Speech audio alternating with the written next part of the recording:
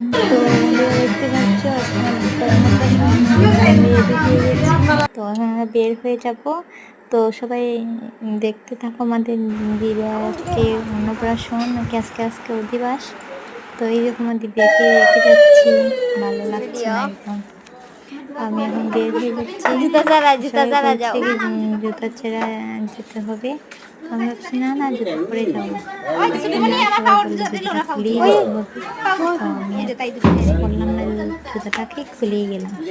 তো সব দেখতে থাকো ভিডিওটা ফার্স্ট থেকে লাস্ট অব্দি। আর আমার ভিডিও ভালো লাগলে থাকবে আমি চেষ্টা করবো আমার হোম টুর ভিডিও আনার। তো দেখো আমরা এখন চলে যাচ্ছি রেস্টুরেন্টে। কাঁচা রাস্তা, পাকা রাস্তায় আছে, একটু জায়গায় কাজ হয়নি।